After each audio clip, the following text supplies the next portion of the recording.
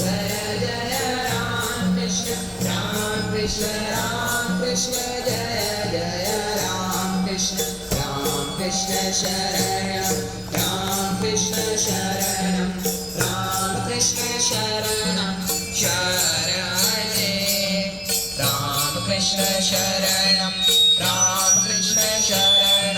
राम कृष्ण शरणं शरणे प्रभु कृपा हि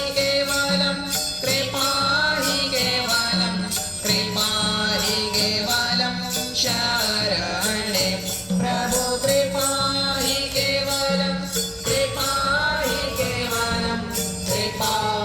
केवलं शरणे राम कृष्ण शरणं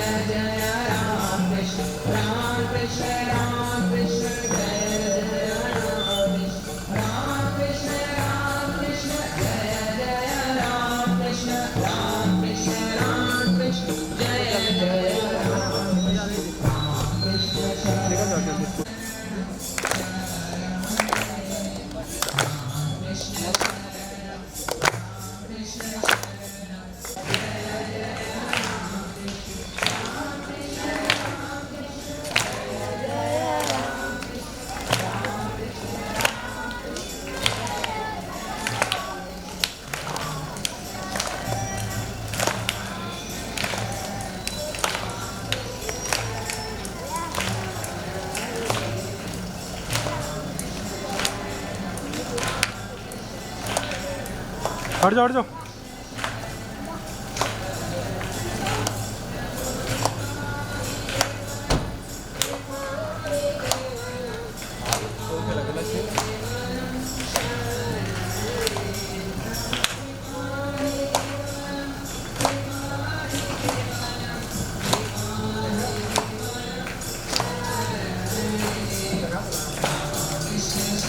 परम पूज्यपाद श्रीमद स्वामी गौतमानंद जी महाराज को शत शत नमन करती हूँ। विवेकानंद मानव प्रकट संस्थान एवं विवेकानंद विद्यापीठ द्वारा आयोजित परम पूज्यपाद श्रीमद स्वामी गौतमानंद जी महाराज के उद्बोधन कार्यक्रम में पधारे हुए सन्यासी वृंद, भक्तगण एवं अतिथि गणों का भी मैं हृदय से नमन करती हूँ।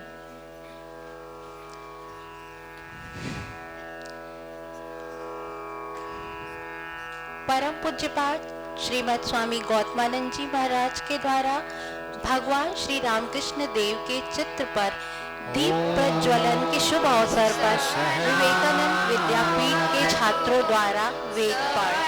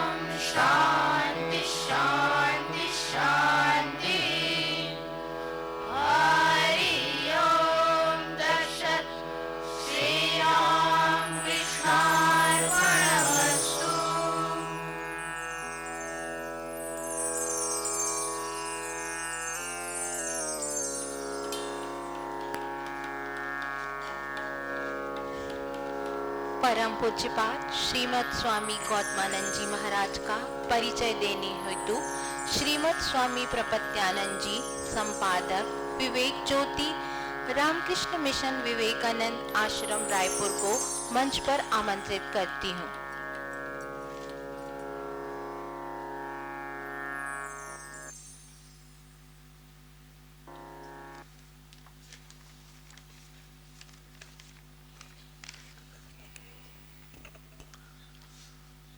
ओम स्थापकाय च धर्मस्य सर्वधर्मस्वरूपिणे अवतार वरिष्ठाय रामकृष्णाय ते नमः। आज बड़े सौभाग्य का विषय है कि हमारे विवेकानंद विद्यापीठ में परम पूज्य स्वामी गौतमानंद जी महाराज का आगमन हुआ है।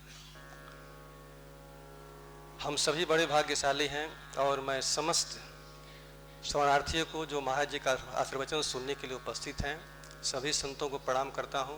आप सबका स्वागत करता हूं। पूज्य महाराज जी के परिचय के संबंध में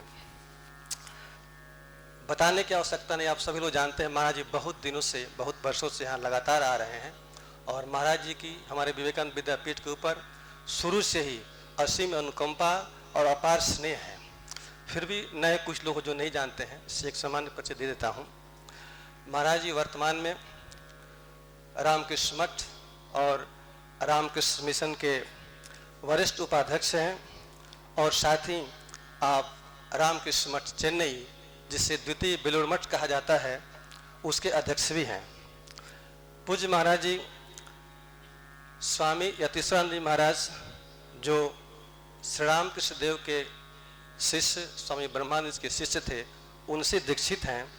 आपकी दीक्षा 1955 में हुई थी। पूज्य महाराज जी ने रामकृष्ण मिशन दिल्ली में 1956 में ज्वाइन किया था और आपका संन्यास 1966 में परम पूज्य स्वामी वीरेश्वरानंद जी महाराज से हुआ था। आपने रामकृष्ण मिशन मुंबई में चेरापूंजी में अपनी सेवाएं दी। लगातार 13 वर्षों तक आपने रामकृष्ण मिशन एलोंग के सचिव रहे। महाराज जी को आदिवासी क्षेत्रों में 13 वर्षों तक वहाँ नारायणपुर में कार्य करने का अवसर मिला। बच्चों से बहुत स्नेह है, बच्चों को बहुत प्रेरित करते हैं आप। और जब आप एलोंग में थे और नारायणपुर में थे तब भी आपने बच्चों के लिए नई नई योजनाएं, खेल में कूद में कैसे विकास होगा, आपने बहुत उस क्षेत्र में कार्य किया। आप स्वामी आत्मानंद जी के बाद रामकृष्ण मिशन रायपुर के सचिव बने और उसके बाद आप रामकृष्ण मिशन नारायणपुर के सचिव रहे। ये हम छत्तीसगढ़ का सौभाग्य है कि महाराज जी वहाँ पर इसी में रहे और उन्होंने बहुत अल्प समय में ही बहुत से कार्य यहाँ पर किए। महाराज जी रामकृष्ण मिशन शारदा पीठ में सचिव रहे और उसके बाद रामकृष्ण मठ चेन्नई में 27 वर्षों से लगातार वहाँ के अध्यक्ष हैं और लगभग 10 वर्षों से महाराज जी दीक्षा प्रदान कर रहे हैं और हमारे दीक्षार्थियों को भगवत प्राप्ति के मार्ग बताते हैं, सबको प्रेरित करते हैं। पूज्य महाराज जी हिंदी, अंग्रेजी, बंगला, तमिल और कन्नड़ इनमें धारा प्रवाह बोलते हैं और उसमें कहीं भी किसी को कोई समझने में दिक्कत नहीं होती है। सरल स्वभाव, स्नेहचित, सकारात्मक, हमेशा सोच रखने वाले, प्रसन्न मुखमंडल और सभी को, बड़े बूढ़े, बड़े वृद्ध, बच्चे, सबको प्रेरित करते हैं। और हमारे विवेकानंद विद्यापीठ में महाराज जी की असीम अनुकंपा रही है और हम पूरा विश्वास करते हैं कि महाराज जी का सदैव हमें स्नेह मिलता रहेगा। जब भी महाराज जी यहाँ पर आते हैं विवेकानंद विद्यापीठ महाराज जी को निवेदन करता है और हमारे निवेदन को महाराज जी स्वीकार करते हैं और आते हैं। मैं महाराज जी के चरणों में बारंबार प्रणाम करता हूँ और आप सभी लोगों को बहुत बहुत धन्यवाद देता हूँ। धन्यवाद।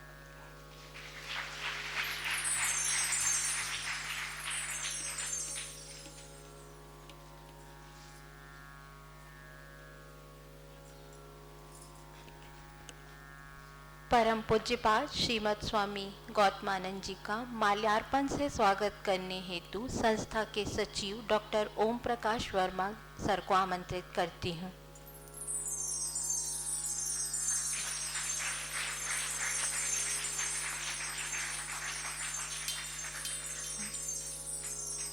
वर्मा सर शाल और श्रीफल से परम पूज्यपाद गौतमानंद जी महाराज का स्वागत करेंगे।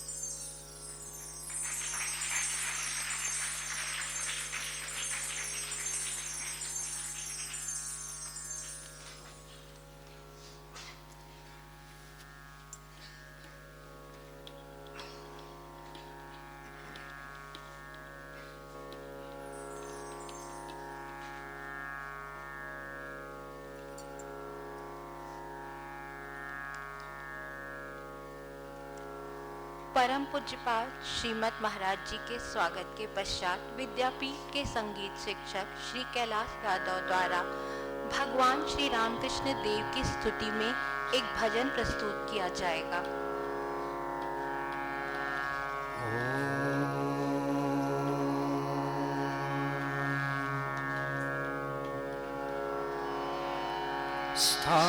स्थापकाय च धर्मस्य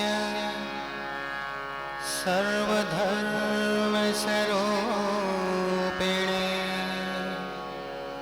अवतारवरीशाय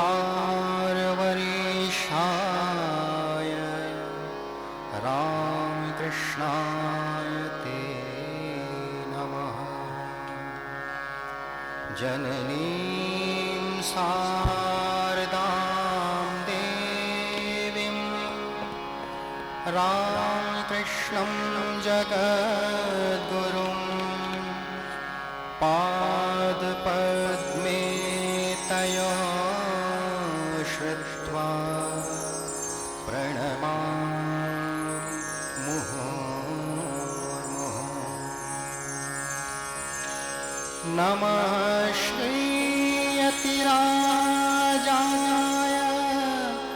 विवेकानन्द सूरये सच्चित् सुख स्वरूपाय स्वामिने तापहारिणे।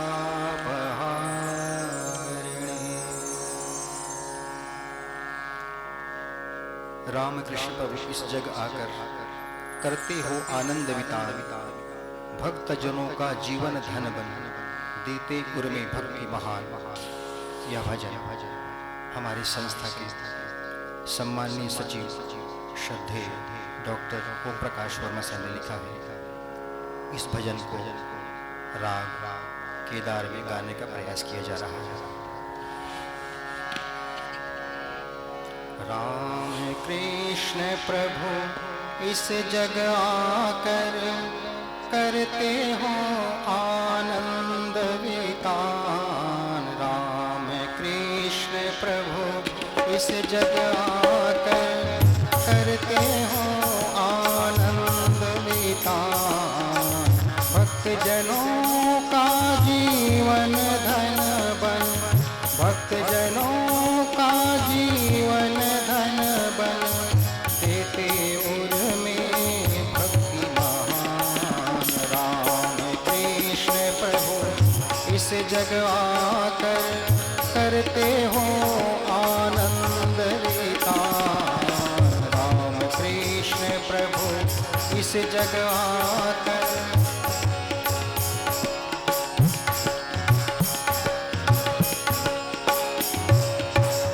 तुम ही हो प्रभु भव भयहारी, परम ब्रह्म वे नर तनुधारी।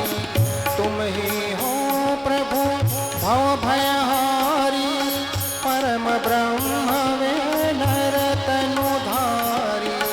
दीन बंधु वे हृदय विहारी, दीन बंधु वे हृदय विहारी। हरते काम क्रोध अभिमान। राम कृष्ण प्रभु इस जग आकर करते हो आनंद वितान। राम कृष्ण प्रभु इस जग आकर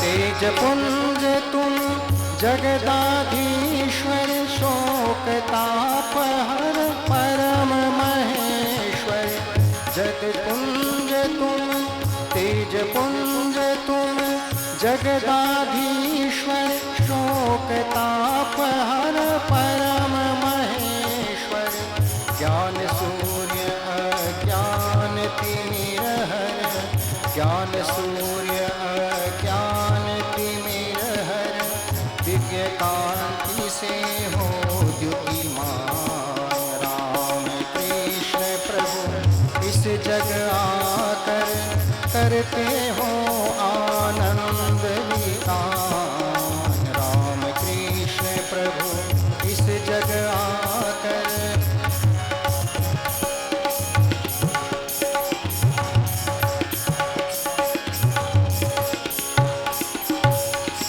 तुम ही प्रभु युग के अवतारी, मोक्ष प्रदायक सब दुखहारी, तुम ही प्रभु युग के अवतारी, मोक्ष प्रदायक सब दुखहारी, कर्म पाश हर तत्व विहारी, अहेतु की तुम करुणावान, ज्ञान भक्ति के तुम संयोजक, शुभ कर्मों के तुम ही विधायक, ज्ञान भक्ति के तुम संयोजक, शुभ कर्मों के तुम ही विधायक, भेद बुद्धि के नित्य विदारक, भेद बुद्धि के नित्य विदारक, विमल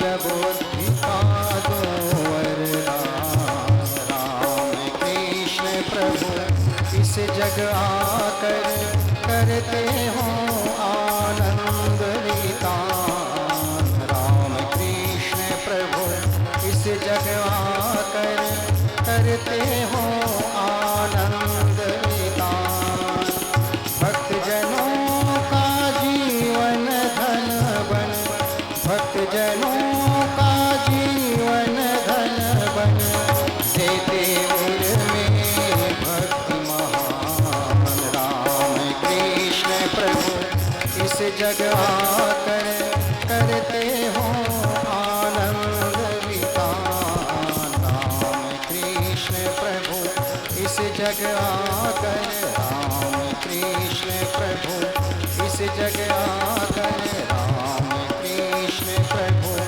इस जग आकर करते हो आनंद वितान।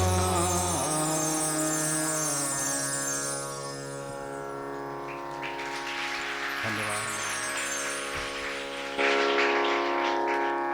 परम पूज्यपाद श्रीमद स्वामी गौतमानंद जी महाराज के द्वारा भगवान श्री रामकृष्ण देव जीवन और संदेश विषय पर वक्तव्य।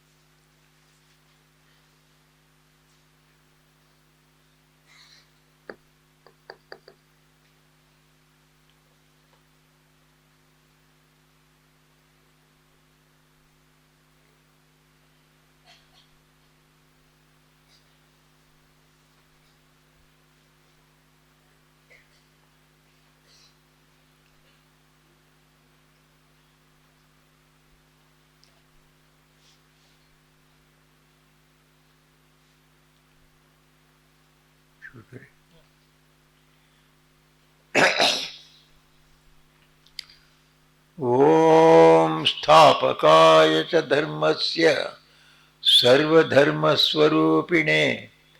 अवतार वरिष्ठाय रामकृष्णाय ते नमः।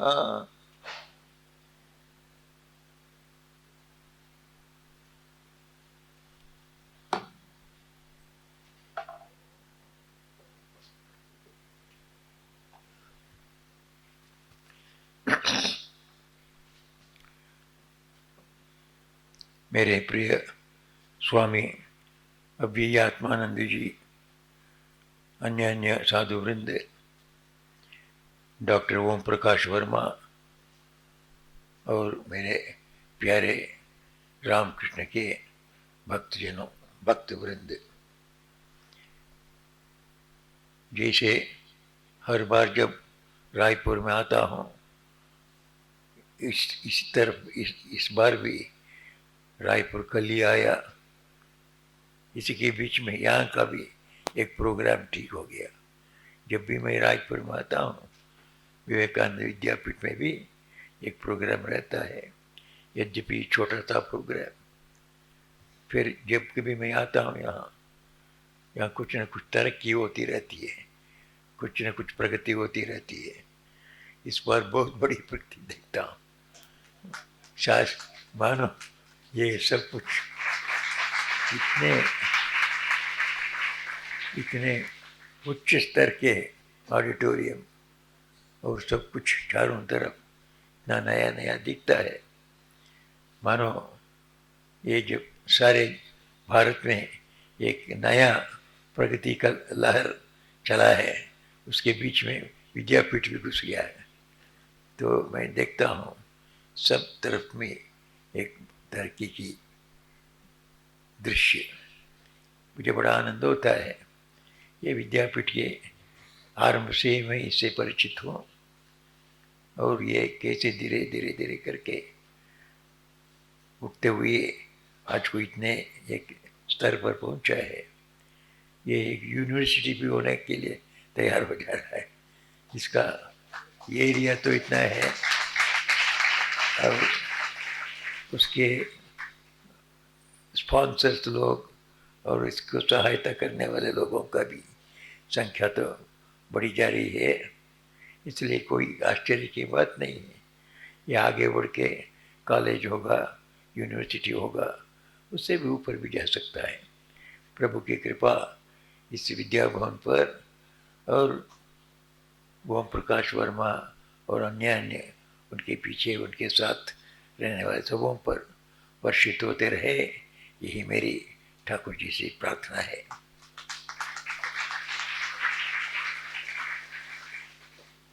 और आज को सिर्फ करीब करीब आधा घंटा बोलने वाला हूँ, 6:30 तक।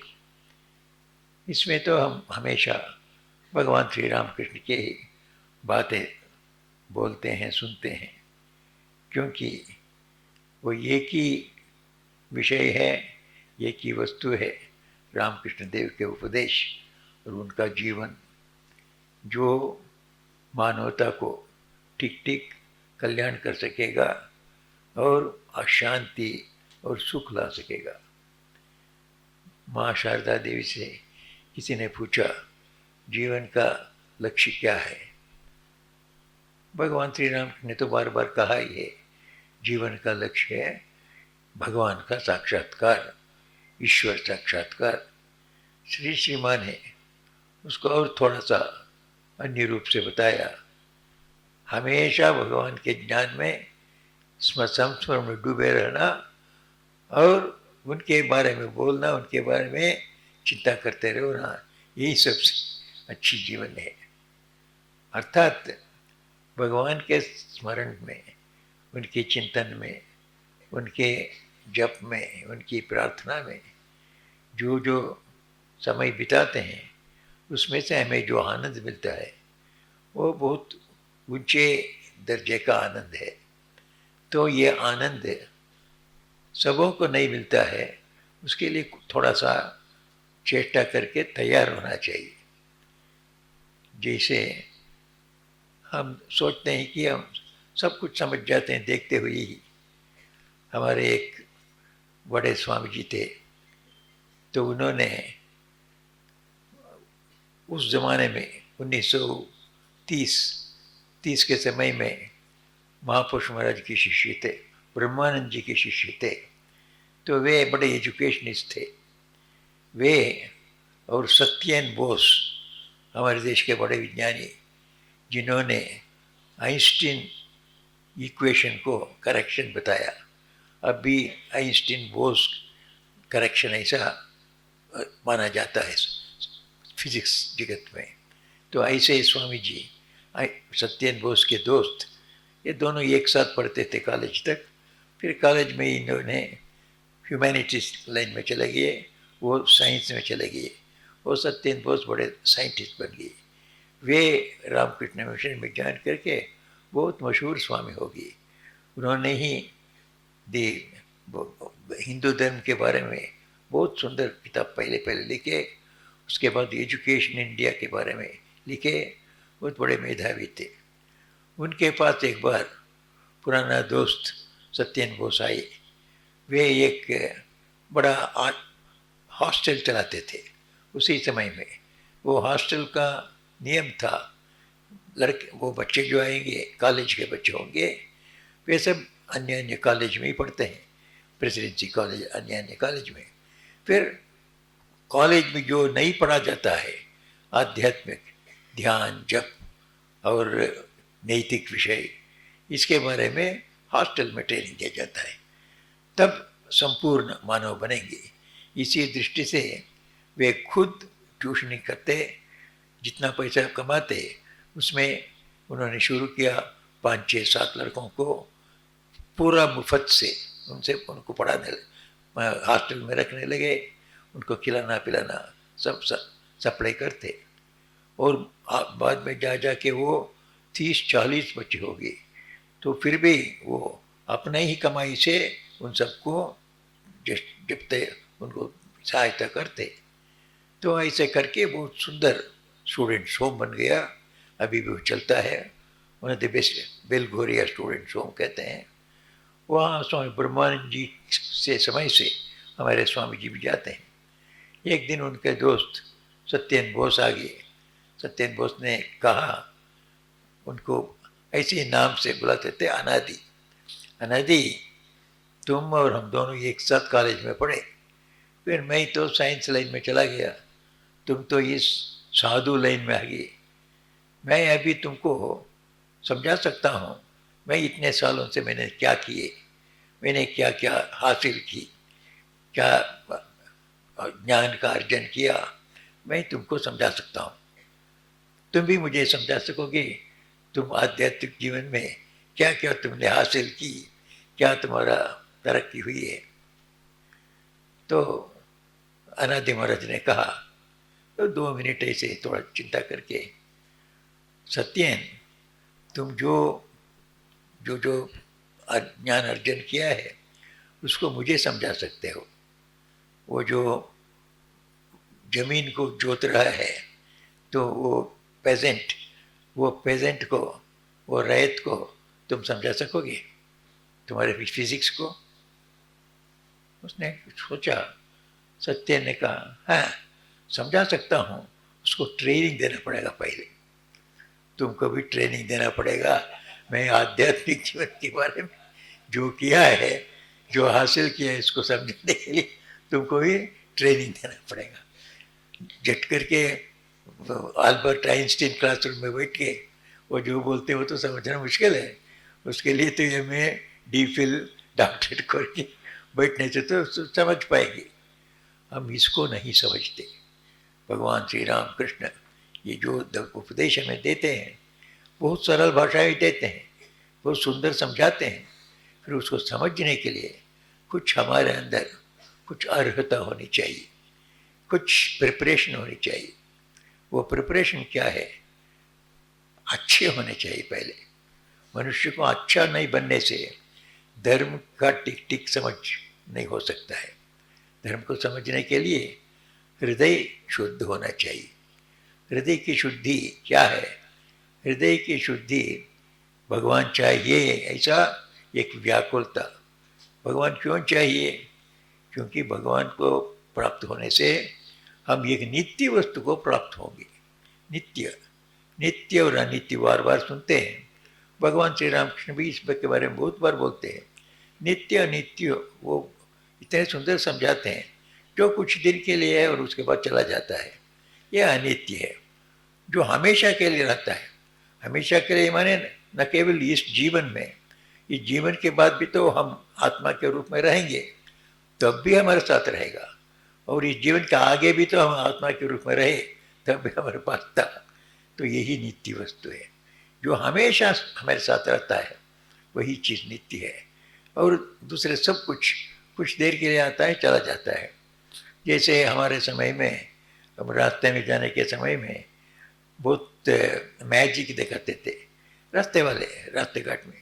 अब भी शायद होता होगा, आपने देखा होगा, वहाँ खड़ा खड़ा होकर हम देखते, हठात करके एक आदमी के पास जाके, वो मैजिशियन, वो जादूगर, उसके पॉकेट में 10,000 रुपया नोट का एक गठरी रख दी, एक बॉन्ड। तो उसको पूरा एक पैकेट के जैसे 10,000 रुपये का नोट उसके पॉकेट में रख दिया। वो घबरा गया, अरे क्या कर रहे हो? ना, आपके पास रख लीजिए, 10 मिनट के बाद मैं ले लूँगा। तो कुछ दूसरा जादूगरी दिखाने लगा। अभी खड़े देखते रहे। 10 मिनट के बाद, अच्छा आप दे दीजिए उसको। वो पॉकेट में देखता है, नहीं वो 10 मिनट का है। तो उन्होंने कहा है अभी तो 10 मिनट का है, आपके हाथ साफ के हाथ में दिया, इतने लोग उनको देखा है, क्यों आपने देखा नहीं? हमने कहा हाँ हमने देखा। तो देखिए तो नहीं देता है, हमको वापस नहीं देता है। वो बेचारा घबरा गया, वो आदमी, ये कहाँ का झमेला में आके पड़ गई है, फजूल। तब वो जादूगर हंसता है। तो ये जादू का नोट है। 10,000 रुपये तो बिल्कुल हमने भी देखा, वो तो ठीक है, 10 मिनट के बाद नहीं रहेगा। अगर वो आदमी जानता, वो नहीं लेता, वो पहचाना नहीं, ये 10 मिनट के बाद चले जाने वाला है, वो लिया, बस मुश्किल में पड़ गया। हमारा भी अवस्था है भाई। श्री राम कृष्ण देव हमें समझाते हैं, तुम जो इस दुनियादारी जीवन कहते हो, इसमें सिर्फ दुख ही नहीं है, सुख भी है। सुख और दुख का मिश्रण ही है जीवन। ये सुख कहो दुख कहो, दोनों अनित्य हैं। अनित्य माने कुछ दिन के लिए, कुछ कितने दिन के लिए। हमारा ये जीवन, ये शरीर में जितना दिन रहता है उतना दिन ही हमारा दुख भी, उतना दिन हमारा सुख भी। सुख और दुख दोनों को छोड़ के हमें चला जाना है, ये सत्य है। इसको तो समझाने की कोई बात नहीं, हम सब देख रहे हैं। तो इसी को तो धर्मराज ने कहा, धर्मराज से पूछा गया, तुम बहुत विचित्र आश्चर्य का चीज इस दुनिया में क्या देखा?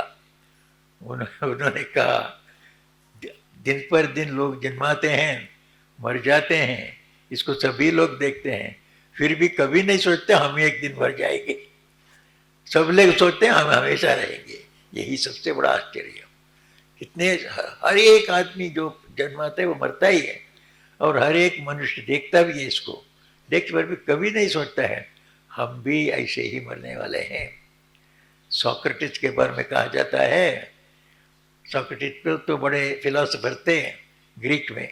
वो ये क्लासरूम में गए सोक्रेटिस में, तब उस क्लासरूम में उनको तर्कशास्त्र पढ़ा जा रहा है, लॉजिक। तो तर्कशास्त्र में कहा गया है सभी लोग मर जाने वाले हैं, ऑल मेन आर मॉर्टल, सभी मरते हैं, अर्थात मरने वाले हैं। सोक्रेटिस भी एक आदमी है, इसलिए सोक्रेटिस भी मर जाता है, सिद्धांत। तो पहले कहा गया सभी मनुष्य मरते हैं, सोक्रेटिस भी एक मनुष्य है, इसलिए सोक्रेटिस भी मरता है। समझे? टीचर ने पूछा, वो सब स्टूडेंट सब हाँ सर समझ गए। उसी समय सोक्रेटिस के अंदर उसने कहा समझे नहीं सर, सभी बोल रहे हैं ना, समझे ही सर। तो अब और एक बार बोलो, सभी लड़कों ने कहा। तो सभी लोग मरने वाले हैं, सोक्रेटिस भी एक मनुष्य है, इसलिए वो भी मरने वाले हैं। ये तो और क्या समझना है? नहीं, ये समझना नहीं हुआ। अब चौथा ये कह स्टेप वो है, हम भी मनुष्य हैं, हम भी मरते हैं, ये जो बोलेंगे तब ज्ञान हो। हमको लागू करना पड़ेगा, हमको लागू करने से ठीक हम समझेंगे। भगवान श्री राम कृष्ण के उपदेश बार बार यही है। वो सुनने में संतृप्त नहीं है, उसकी तृप्ति नहीं है। सुनोगे बहुत कुछ सुना है, पढ़ोगे बहुत कुड़ा है पढ़ा है, फिर क्या करना है करके देखो, अनुभव करके देखो, तभी तो वो तुम्हारा होता है। उसके बिना कुछ लाभ नहीं है। बड़े बड़े पंडित हैं तो उनका कोई वैराग्य नहीं होता है। श्री रामकृष्ण पूछते थे, अमुक पंडित है, बड़ा पंडित, क्या उनका वैराग्य है कुछ? तो वैराग्य नहीं है, तब तो पंडित कहता कोई दाम नहीं है। तो ये इस तरह भगवान श्री रामकृष्ण अनुभव को ही तो हर वक्त दाम देते थे। आप हमसे वे चाहते भी वही है, अनुभव करो भगवान है, ऐसा करने से कम उनका नाम लो, उससे तुम्हारा कुछ भलाई होता है क्या? देखो, सबको भलाई होगा ही होगा, कुछ न कुछ होगा ही होगा, तब तुमने कुछ समझा। तो इसलिए श्री राम कृष्ण के पास जब आते हैं, हम हमेशा हमारे जीवन में कुछ अदल बदल हो, हमारे जीवन में कुछ तब्दीली हो, जिससे हम ऊपर की तरफ जावे। अब तो नीचे जा रहे हैं, जीवन में कोई खड़ा नहीं रहता। जीवन में न तो आगे बढ़ते रहते हैं, नहीं तो पीछे जाते हैं।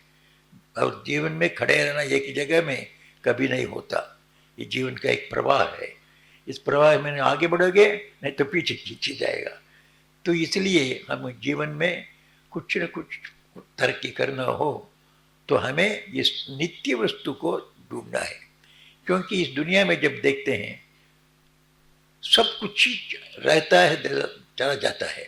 इसके लिए मैं सिर्फ मरण की बातें नहीं कहूँगा, साधारण जीवन की बातें कही। आप सब लोगों के गृहस्थी है, आपका परिवार है, आपके तो छोटे छोटे बच्चे होंगे, तो बच्चे को लेके बड़े आनंद से हैं और वो बच्चे से खेलते हैं, धूलते हैं। वो क्लास 1 में पढ़ता है, 2 में पढ़ता है, 3 में पढ़ता है, तो मैट्रिकुलेशन तक पढ़ता है, बड़े आनंद से हैं। और आप मन में आशा भी, इच्छा भी है आपकी, और भी ये ग्रेजुएट बनेगा, पोस्ट ग्रेजुएट बनेगा और कुछ नाम करेगा अपने लिए, हमारे लिए भी कुछ सहायता करेगा। सभी तो माता पिता जी का ये इच्छे, ये विषय का एक इच्छा रहता है। फिर कितने लोगों की इच्छा पूर्ण होती है, हमको किसी को पता नहीं। लड़का की लड़की वो बड़े होगी, वो यहाँ रहेगी, कहाँ रहेगी। आगे का जमाने में तो लड़के लड़कियाँ यहाँ रहते थे, वो कहाँ जाती हैं वो भी पता नहीं है। मैट्रिकुलेशन पास हो जाने के बाद भी तो इतने अपॉर्चुनिटीज हैं, कोई इस तरफ जाता है, कोई उस तरफ जाता है, कोई ईस्टर्न में जाता है, कोई वेस्ट में जाता है। कहाँ गायब हो जाएंगे अपने एजुकेशन, अपने करियर के बारे में आपको अकेले छोड़ के कोई पता नहीं था। तब आपको याद आएगा, अरे रे तो हमने सुना था अनित्यम असुखम लोकम, ये सुख हमारे लड़के बच्चों के साथ ही रहना, तो ये सुख भी अनित्य है। ये तो बहुत साधारण सुख है, मिलना था वो, फिर नहीं मिला। वो बच्चा इसलिए आपको छोड़ के अमेरिका जाके कुछ करियर कर रहा है, उसने तो वो भूल तो नहीं किया, इसलिए आपने भी तो उसको नहीं रोका, वो अपना धर्म वो किया। और आपको दुख होता है, क्यों? अनित्य, आपका संबंध टूट गया। ये संबंध टूटने वाला ही था, आपने सोचा नहीं।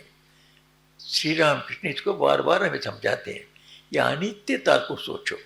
जितना चीज आते हैं जीवन में, मनुष्य के रूप में, संपत्ति के रूप में, नाम यश के रूप में, ये सब कुछ जो आता है ये चला जाता है। फिर हमें जो चला जाता है, ऐसा जादूगर का 10,000 रुपये हमें नहीं चाहिए, हमें बिल्कुल काटी और सच्चा 10,000 चाहिए। ये सच्चा 10,000 है, परमात्मा है, भगवान है। उसका जो मिलेगा तो वो हमेशा तुम्हारे पास रहेगा। इसलिए नित्य वस्तु को ढूंढो। ये नित्य वस्तु परमात्मा है।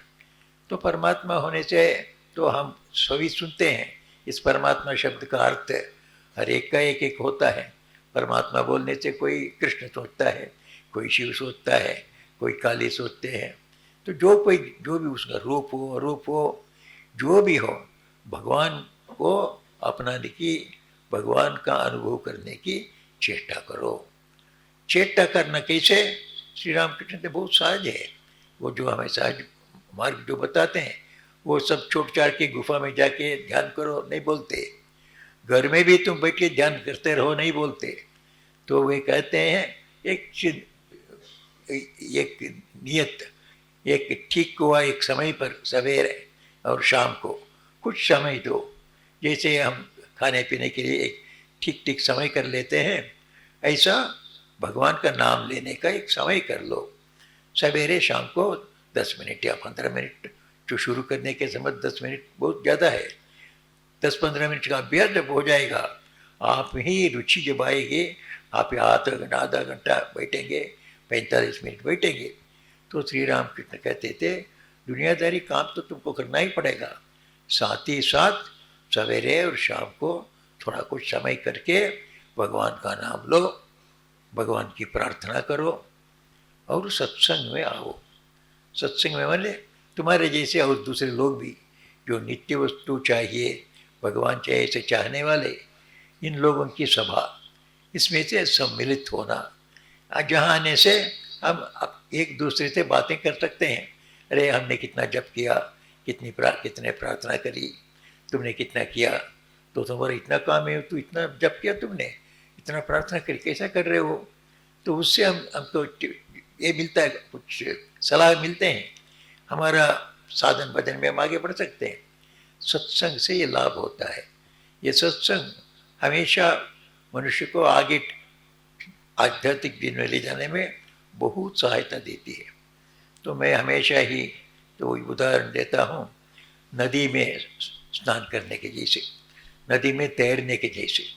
नदी में तैरने के लिए आपको सिर्फ फ्लोटिंग करते रहने से हो जाएगा, आपको हाथ पैर जो चलाने की ज़रूरत नहीं पड़ती, सिर्फ ऐसे फ्लोटिंग करते रहो, महिलाओं पर जाते रहोगे। 2 किलोमीटर 3 मीटर आप नदी आपको बहाते ले चले जाएगी, जितने किलोमीटर भी जा सकोगे। फिर वैसा तो स्विमिंग टैंक में नहीं होगा। स्विमिंग टैंक जितना भी बड़ा हो, एक इंच जाने के लिए तुमको कट करना पड़ेगा, और 10 मिनट हाथ पैर मारने के बाद तो थक जाओगे, बस अब चले जाएंगे, उठ जाएंगे, उसके बाद शक्ति नहीं रहेगी। सिर्फ 10 गज गई कि 20 गज गए, इसमें थक गए। फिर नदी में वही उतना ही तैरा, उस तैराकी में आपको कोई कष्ट ही नहीं लगा, अपने आप किलोमीटर पे किलोमीटर चलेगी। इसी तरह सत्संग होता है, ये एक भगवत भक्ति और भगवत चिंता का एक प्रवाह। इसमें आके जब आप मिल जाते हैं, आप ही आपका मन भगवान के बारे में सोचेगा, ईश्वर के बारे में सोचेगा और उस चिंतन में डूब जाएगा। अभी मिसाल के लिए आप यहाँ आए हैं, यहाँ शायद 20-25 मिनट से बैठे हुए हैं और आप भगवान के बारे में, ईश्वर के बारे में सुन रहे हैं। ये 20-25 मिनट घर में बैठ के कर सकते थे। ये जब अगर कोई ये स्वामी जी लोग आपके घर में आते और बैठते और मैं जो कर रहा हूँ वो भी कहते, वो उनके कहते हुए भी आप 25 मिनट बैठ नहीं सकते। तो आप जैसे बैठे, हो सकता है आपका टेलीफोन क्रिंग स्वामी जी थोड़ा ठहरिए, मैं बाहर जाके सुन के आ जाऊँगा। कहाँ आपके 25 मिनट घर में रहने पर भी नहीं होता। फिर यहाँ आने के बाद घर में जो भी हो, 25 मिनट 20 मिनट से आप एक साथ आध्यात्मिक जीवन के बारे में सोच रहे हैं। ये सत्संग का लाभ है। एक सरित, ये एक प्रवाह, इस प्रवाह में आप पड़ गए बिना आपके परिश्रम, आप 20-25 मिनट भगवत विचार सुनते हैं। इससे जो लाभ होना है वो लाभ होगा ही होगा। श्री राम कृष्ण, इसीलिए उस समय में तो जैसे आज हम समय नहीं कहते हैं, उस समय में भी लोग कहते थे वो ध्यान भजन के लिए समय कहाँ सर, कहा तो हमारा समय नहीं है, सवेरे से हमारा कर्तव्य है, ये है वो है। तो श्री राम कृष्ण कहते थे जो समय है उसी में कर लेना पड़ेगा, क्योंकि समय का किसी के लिए हमारे पास समय नहीं है। हम समय कर लेते हैं तो किसके पास हमारे पास पढ़ने के लिए समय है। तो आपके स्टूडेंट जो लड़का है कि लड़की है, उससे पूछिए तुम्हारे स्टडी के लिए तुम्हारे पास काफ़ी समय है? हाँ, समय नहीं है। समय नहीं, क्या करते हो? तुम्हारा काम वही है, पढ़ना ही तो काम है, तुम्हारा समय कहाँ जाता है? तो उसका बहुत कुछ है, उसको क्रिकेट देखना है, फुटबॉल देखना है, टीवी देखना है, दोस्तों से अड्डा मारना है, तो घूमना फिरना है, इसके बीच में उसका पढ़ने का समय नहीं है।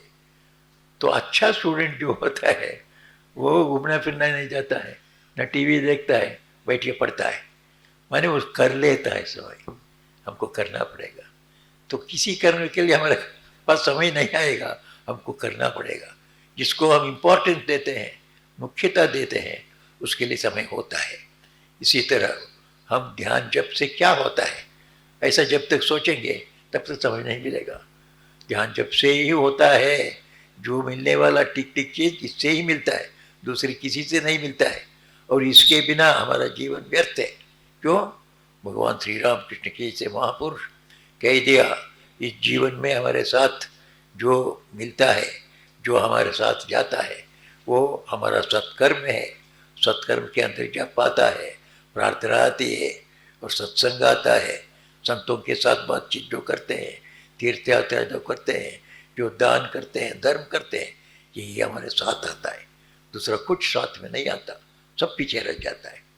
तो इसलिए इसमें जो जितना समय बिताया, यही टिक टिक आपने समय बिताया, दूसरा समय सब बेकार है। तो हमारा पद्मश्री और भारत रत्न ये हमको मिला, इससे कोई लाभ नहीं है। वो आप ही आता है, आप ही चला जाता है, फिर आप ऐसे ही रह जाएंगे।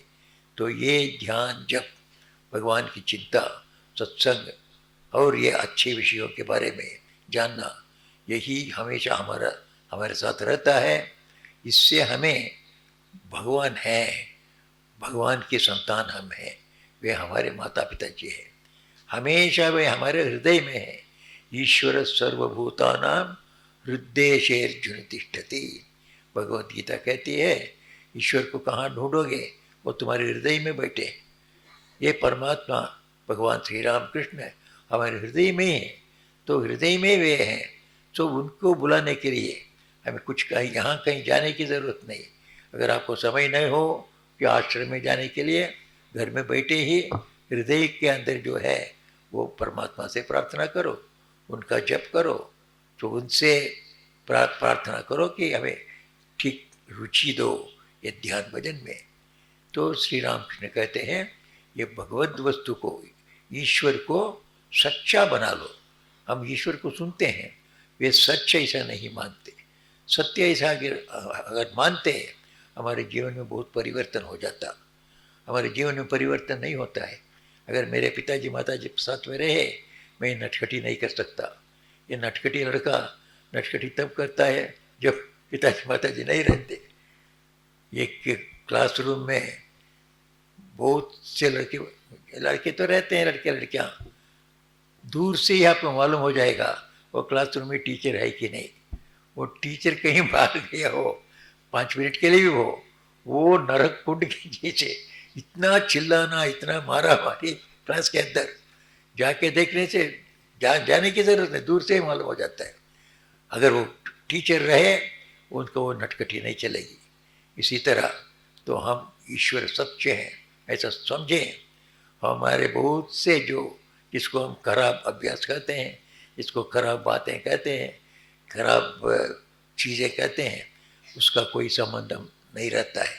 हम खुद ही छोड़ देते हैं, क्योंकि ईश्वर है, माताजी पिताजी, उनके सामने कैसा ही चीज़ों को रखूं। तो हम सावधान हो जाते हैं। हम सुनते हैं, फिर इसको कल्पना नहीं कर सकते। वे हमारे हृदय में ही बैठ के देख रहे हैं, मेरी हर एक बात को वो सुन रहे हैं, मेरे हर एक काम को वो देख रहे हैं। एक संत के बारे में बताया गया, कनकदास ऐसा, बहुत बड़े संत हैं दक्षिण में, कर्नाटक में। तो वो गुरुकुल में गए और दूसरे लोग भी उसके साथ, दूसरे भी नौजवान गए थे। तो गुरु ने समझाया परमात्मा सब जगह है, इसको हमेशा अनुभव करते रहो। करते करते ये सब लोगों से एक दिन कहा, अच्छा ठीक है, अच्छो किसी ने आके कुछ वो फल देखे गए हैं, तो तुम लोगों को, सब लोगों को एक एक फल दूंगा। फिर एक शर्त है, एक फल को तुम अकेले किसी के बगैर देखे खा के आ जाना, समझे? सब लड़कों ने हाँ दीजिए, हम तो हमारा मालूम नहीं कुछ रहस्य का स्थान कहाँ है। सो हर एक को एक एक फल दे दिया, एक कनकदास को भी एक फल दे दिया। सभी गए तो यहाँ वहाँ कोई जंगल में गए और दूसरे कोई जो कुएं के पास गए, कोई घर के ऊपर तीसरे मंजिल में गए। जो जो रहस्य का लोग स्थल जानता था वो रहस्य स्थल में जाके खा गए। खा के सब आ गए तो गुरु ने पूछा, अच्छा तुमने कहाँ जाके खाया? तीसरे मंजिल में खाया। कोई नहीं देखा? तो नहीं देखा। बहुत अच्छा। दूसरे, तुम कहाँ गए थे? मैं तो तालाब के पास गया था और तालाब में इस समय में कोई नहीं जाता है। तो किसी ने नहीं देखा? तो नहीं। बैठो। सबको देखते देखते कनकदास की सर्दी आई। कनकदास को बोला, कनकदास ने तुम कहाँ खाया? नहीं सर, खा नहीं सका। हाँ? इतने लोग खाए, इनको रहस्य का जगह मिल गया, तुमको नहीं मिला, क्या हुआ तुम्हारा? तो तुम्हारा सिर खराब है क्या? इतनी जगह में रहस्य जगह तुम्हारे लिए नहीं, इन सबों को मिल गया। सर मैं जहाँ भी जाऊँ परमात्मा तो है, साथ ही साथ है, वो देख रहा है। उसके देखते हुए मैं कैसा खाऊँ? आप क्या शर्त है किसी को बगैर देखे खाओ?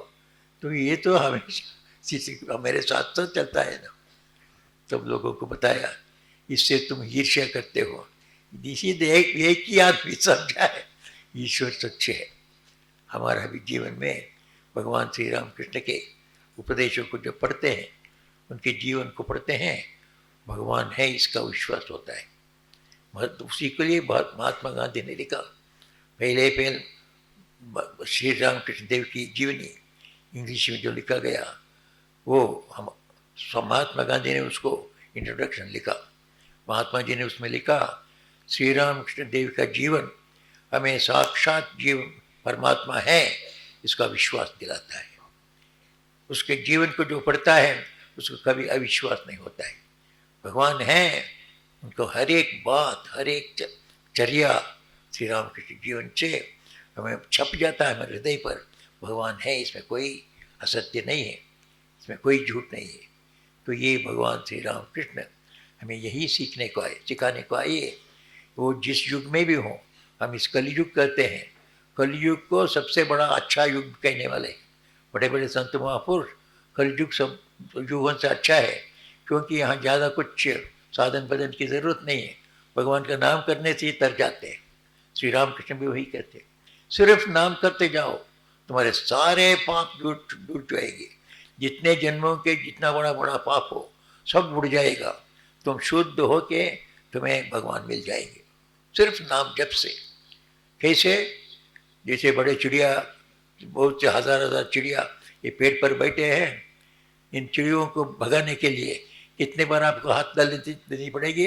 एक बार हाथ डाल देने से हजार चिड़िया उड़ जाते हो।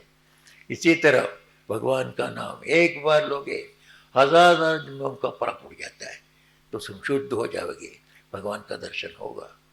ऐसे श्री राम कृष्ण देव के वचन पढ़ने से इतना हमें आनंद होता है। हमारा सब लोगों के लिए उन्होंने प्रशस्त रास्ता कर दिया। भगवान श्री राम कृष्ण ने आध्यात्मिक जीवन को इतने सरल भाव से हमको समझाया है। आप सबों से मेरी यही विनंती है, आप सब भगवान श्री राम कृष्ण के वचनामृत पढ़िए, माता शारदा देवी के वचनामृत पढ़िए, तब आप देखेंगे कितने आपको अनर्घ्य उपदेश मिलेंगे, जिसका एक भी आप पालन करें जीवन में, आपको समझ में आएगा, आपका जीवन सार्थक हो जाएगा। तो मैं प्रभु से प्रार्थना करता हूँ, श्री राम कृष्ण देव से प्रार्थना करता हूँ, उनकी कृपा से हम सब उनके रास्ते पर चलें और उनके जैसे बताए हुए ईश्वर साक्षात्कार जीवन का लक्ष्य है, उसको हम सब प्राप्त करें और इस दुनिया में भी शांति और आनंद से रहें, ऐसा भी आशीर्वाद करें। ऐसा प्रार्थना करते हुए मुझे इस अवकाश को जिन्होंने दिया उनके प्रति मेरी उपकृताते, उनके प्रति मेरे एहसान व्यक्त करते हुए मेरे बातों को समाप्त करता हूँ। जय राम कृष्ण। ओम शांति शांति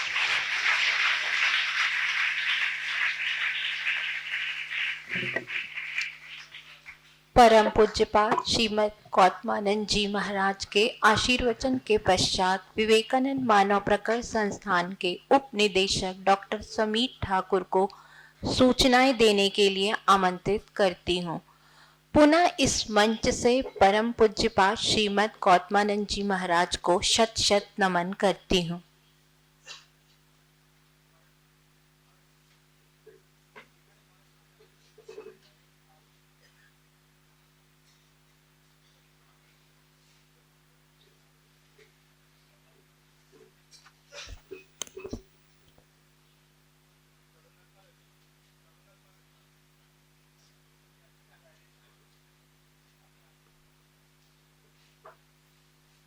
प्रणाम। विवेकानंद मानव प्रकाश संस्थान विवेकानंद विद्यापीठ रायपुर में आज परम पूज्यपाद श्रीमद स्वामी गौतमानंद जी महाराज जी, परम उपाध्यक्ष रामकृष्ण मठ एवं रामकृष्ण मिशन तथा अध्यक्ष रामकृष्ण मठ चेन्नई का भगवान श्री रामकृष्ण देव का संदेश विषय पर आयोजित उद्बोधन से हम सभी कृत लाभान्वित एवं कृतार्थ हुए हैं।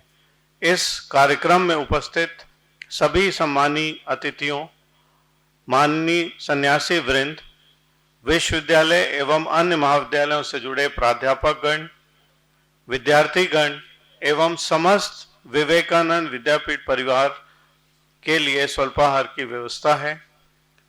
इस उद्बोधन कार्यक्रम की समाप्ति के पश्चात श्रोताओं से अनुरोध है कि वे बीएड कॉलेज में जाकर चाय एवं स्वल्पाहार ग्रहण करेंगे। विवेकानंद विद्यापीठ के छात्र अपने छात्रावास के मेस के हॉल में जाकर स्वल्पाहार ग्रहण करेंगे। पूज्यपाद स्वामी गौतमानंद जी महाराज जी के चरणों में प्रणाम। धन्यवाद।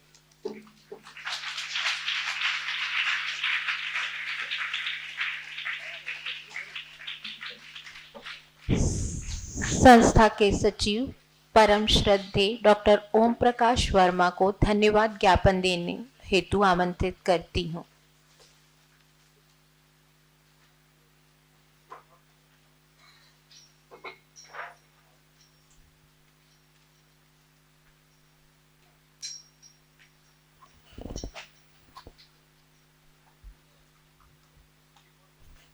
अभी हम सब ने परम पूज्यपाद श्रीमद स्वामी गौतमानंद जी महाराज से अमृतमय वचन सुने।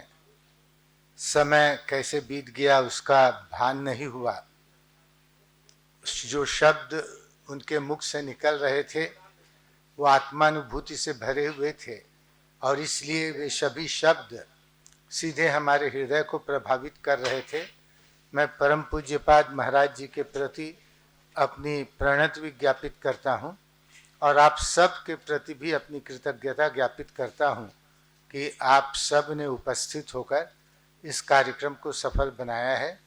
एक बार आप सब के प्रति पुनः आभार प्रदर्शित करता हूँ और इसके बाद जैसा कि बताया गया है कि महाराज जी का प्रणाम होगा। बच्चे किचन में जाकर, मेस में जाकर अपना स्वल्पाहार ग्रहण करें और जो भक्त महाराज जी को प्रणाम करना चाहते हैं वो महाराज जी को यहाँ पर प्रणाम करेंगे और फिर उसके बाद बीएड कॉलेज में जाके वो स्वल्पाहार ग्रहण करेंगे। बच्चे चूँकि संख्या में अधिक हैं और पूज्यपाद महाराज जी को जाना है, वहाँ रायपुर के आश्रम में भी बहुत से भक्त हैं जो महाराज जी की प्रतीक्षा कर रहे हैं, तो विलम्ब हो जाएगा।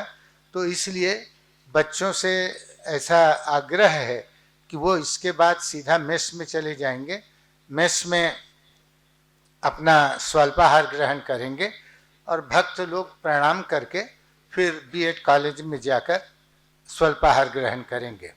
बस इसी शब्दों के साथ मैं अपने वचनों को विराम देता हूँ और कार्यक्रम अब समाप्त होता है।